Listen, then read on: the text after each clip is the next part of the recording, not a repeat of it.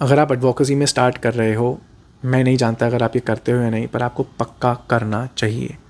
जब भी आप जज साहब के सामने आर्ग्यू करने को तैयार हूँ, मैं आज तक 12 साल की प्रैक्टिस हो गई है, जब मुझे आर्ग्यू करना होता है किसी जज के सामने, तो मैं कम से कम 5, 10, 15 मिनट पहले, कम से कम पहले के 30 से 60 सेकंड को थोड़ा टाइट प्रैक्टिस करता हूँ कि टाइट रखूँ, ताकि वो पहले 30 से 60 सेकंड जो है ना, वो इतने क्रूशियल हैं कि मैं किस तरीके से अपना पॉइंट रख रहा हूँ जज साहब के सामने। कि for example, my lord, this is the quashing petition in which the completely fictitious case, the allegations are of forgery, etc. And the reason is, my lord may come to page number so and so to show that just by the averments made by the complainant in the FIR, how this case is completely bonus. 30 second लगे बोलने में, but इससे कम से कम जज साहब को एक context मिल गया, उनको पता है कि आप एडवोकेसी करनी आती है।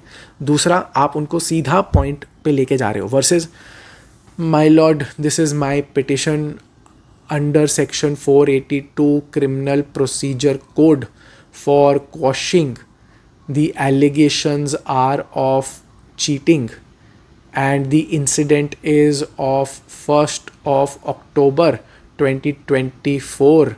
My lord, my name is Mr. XYZ, and the allegation against me is that I did on so and so date the thing against mister XYZ। आप जज को खोदोगे, कोई फ़ायदा नहीं होने वाला। जितना आप इन चीज़ों को टाइट रख सकते हो, स्पेशली द फर्स्ट 30, 60, 90 सेकेंड्स, उतना बेटर है। उसका तरीका क्या है? आप प्रैक्टिस करो हियरिंग होने से पहले, 1 दिन पहले, 10 दिन पहले। अगर आप बहुत एक्सपीरियंस हो, 5 मिनट पहले सोचो कि मैं किस तरीके से इस पॉइंट को टाइटली जज साहब के सामने पुट अक्रॉस कर सकता हूँ। उसका बहुत बेनिफिट होगा।